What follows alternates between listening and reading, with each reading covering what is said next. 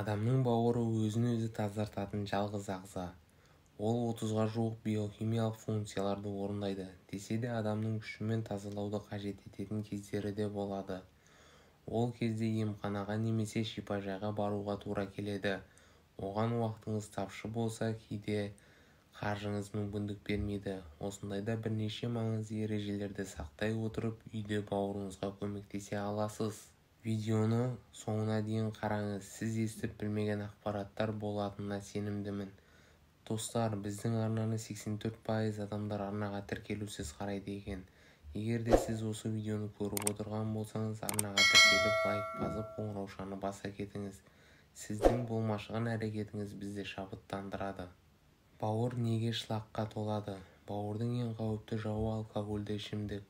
Оның құрамындағы этил спирті ақуыздардың синтезіне, көмірсулардың өзгеруіне және иногендік компоненттердің жойылуына жауап береді. Жасушаларын бұзады. Осыған байланысты бауырда созылмалы қабыну пайда болады. Кей жағдайда токсикалық улану мен дәрі-дәрмектің әсерінен де бауыр ауырады. Дұрыс емес тамақтану да әсер етеді.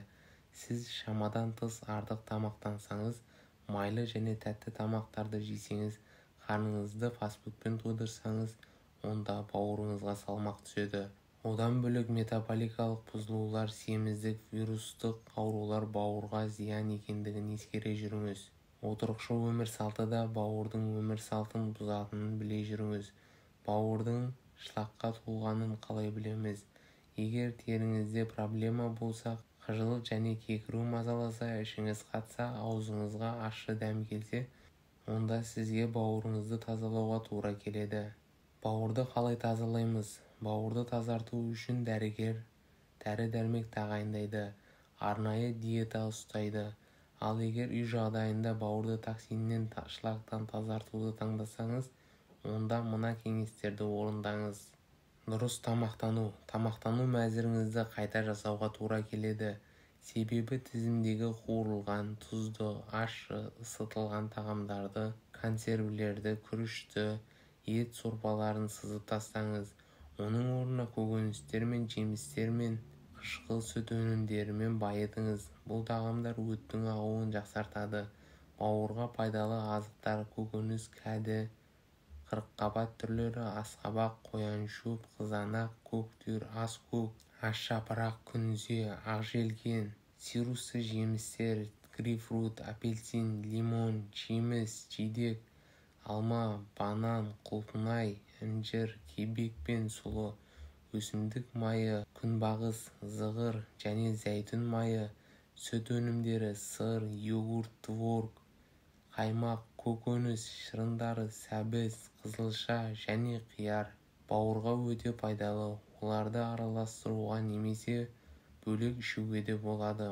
1-2 апта бойы күніне 2-3 стаканнан ішсеңіз, бауырыңызды тазартады. Су ішу. Бауырыңызды тазарту үшін сұйықтықты жеткілікті мөлшерде ішу керек. Күніне кем дегенде 2 литр ауыз суды тұтыну ұсынылады. Дәстүрлі медицинада көк шай мен шөп тұнбалары керемет көмектеседі. Шөптер жинағы: шайқурай, зверобой, мята жапырағы, алатікен, растапрошка жидегі, салаубас, бессмертник гүлі, барбарис тамыры, итмұрын, шиповник аталған бұл шөп тұнбалары өтті айдап бауырды тазалауға қабілетті. Судың емі: ванна мен сауна денеден токсиндерді кетіре алады. Шамадан тыс терлеу арқылы токсиндер жойылады және де тесіктер жақсы тазаланады. Осылайша сіз иммундық жүйеңізді нығайтасыз. Су емін қабылдаудан алдын ала жылы су немесе өт айдайтын тұнба ішіңіз. Сонда нәтижесі өзіңіз ойлағаннан да керемет болады. Физикалық белсенділік: отырықшы денсаулық өттің толуына себеп болады. Сондықтан спортпен айналысу, денсаулық жаттығулармен айналысу өте маңызды. Сондықтан көбірек таза ауада серуендеңіз, билеңіз, жүріңіз, жүгіріңіз. Күнделікті режим, тыңғылықты ұйқы, физикалық қимылдан басқа жақсы ұйқы да бауырдың саулығы үшін өте маңызды. 1 сағатта ұйықтауға тырысыңыз, 6 сағаттан артық ұйықтаңыз. Бауыр ұйқы кезінде белсенді жұмыс істейді. қандағы майларды кетіреді және улы заттарды шығарады. Ерекше белсенділік түнгі сағат 3-тен 5-ке дейін жүреді. Тазалау кезеңінде Е және С дәруменін сондай-ақ антиоксиданттарды қабылдау ұсынылады. Қосымша заттармен қолдану ұзақтығын емдеуші дәрігер ғана тағайындау керек. Бауырды тазартудың әдістерін қолданып көргеннен кейін сіз өзіңізді жақсы сезінесіз және терідегі өзгерістерді байқайсыз. Кімге бауырды тазалауға болмайды? Панкреатит кезінде бауырды тазалауға тыйым салынады. Оған қоса жүкті және емізулі әйелдерге жасауға болмайды. Дәрігерлер қызба және жүйке аурулары, қант диабеті, жұқпалы және вирустық аурулары бар адамдарда бауырды тазалауды рұқсат етпейді. Ендеше ауруды асқындырып алудан сақ болыңыз. Бауырды дәрі-дәрмексіз тағы да қандай әдістермен тазалауға болады? Өзіңізге оңай, ыңғайлы әрі тиімді түрін таңдап алып сынап көріңіз. Мейіз тұнбасы. Бізге керегі 400 мг сумен 150 грамм мейіз. Алдымен мейізді тазалап жуасыз. Ыдысқа қажетті суды құйып отқа қойыңыз. Қайнап шыққан соң мейізді салып 20 минут баяу отта қайнатасыз. Белгіленген уақыттан соң отты өшіріп ыдыстың қақпағын жауып қойыңыз. Таңертең тұнбаны сүзіп алып аздап жылытып ішесіз. Ескеріңіз, емдік қасиеті мол тұнбаны таңертең аш қарынға ішу керек. Сосын 30-35 минуттан кейін таңғы асқа отырасыз. Осылайша үзбей 4-5 күн жүргізесіз. Дегенмен екінші күні ақ керемет нәтиже көресіз. Тұнбаны мейлінше түнде дайындағаныңыз дұрыс. Мейіз тұнбасының ешқандай да денсаулыққа зияны жоқ. Тіпті бір айда бір аптада ішсеңіз болады. Бірақ ем кезінде майлы, қышқыл, алкогольді ішімдік ішпеу керек. Сұлы тұнбасы. 3 литр ыстық суға 1 стакан сұлы тұнбасын салып бетін жауып қойыңыз. Шамамен 10-12 сағаттан соң сүзіп алып 200 мл-ден ішесіз. Емді күніне 3 рет қабылдау керек. Термосқа 1 стакан сұлы, 3 ас қасық ұнтақталған ит күлдірген жапырағы мен 2 ас қасық ұнтақталған қайын бүршігін саласыз. Үстіне 4 литр су құйып тұндырып қойыңыз. Ертеңіне мына тұнбаны әзірлейсіз. Ол үшін 1 стакан кептірілген итмұрын, 2 ас қасық тараңды араластырасыз. Оған 100 мг су құйып отқа қойыңыз. Ыдысты баяу отта 15-20 минуттай қайнатыңыз. Белгіленген уақыттан соң тұнбаны сүзіп алыңыз.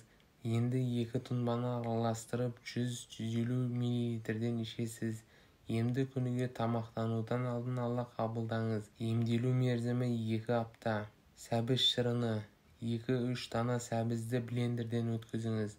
Оған қант қоспайсыз. Дайын болған шырынды 200 мг минералды газды сумен араластырыңыз. Дайын болған емдік сусынды баяу ұрттаммен ішесіз. Емді күнде таңертең жүргізу керек. Емделу ұзақтығы бауырдың жағдайына қарай 3-5 айға дейін жалғасады. Ақжелкен тұнбасы. 1 бума ақжелкенді жуып алып ұсақтап тастайсыз. Оған 4 дана сулы сәбізді, 2 сабақ балдыр көкті және 1-2 дана лимонды қосып блендермен араластырасыз. Дайын болған сұйықтықты таңғы астан алдын ала ішесіз. Шөптер тұнбасы. 0,5 литр қайнаған суға ұнтақталған ит мұрын, яғни шиповник, бақпақ, қалағай, крапива шөптерін қосасыз. Ыдыстың қақпағын жақсылап жауып тұндыру керек. Сосын салқындаған кезде сүзіп алып 1 ас қасықтан күніне 3 рет ішіңіз. Емді тамақтану алдында 30-40 минут алдын жүргізесіз. Бұл тұнба зат алмасуға көмектеседі. Өттің жұмысын реттейді. Бауырдағы шлакты тазартады. Емделу ұзақтығы 1 ай. Араға 2 ай үзіліс жасап қайта жүргізуге болады. Аталған 3 шөптің атқаратын қызметі орасан зор. Ит мұрын зат алмасуды жақсартып өттің шығуына көмектеседі. Бақпақ бауырды улы заттан, шлактан керемет тазартады. Қалағай өттің тез әрі дұрыс шығуына көмектеседі. Сонымен қатар өт жолдарын шлактан тазалайды. Ендеше дәріханадан қол жетімді сатылатын осы 3 шөпті алып бауырды жуыңыз. Бауыр шлактан тазарса ағзаңыз жақсарады, көңіл күйіңіз көтеріледі, иммундық жүйеңізді нығайтады. осы видеоны жақындарыңызға және достарыңызға жіберіңіз. Келесі видеода кездескенше сау саламатта болайық. Ауырмаңыздар, дендеріңіз сау болсын.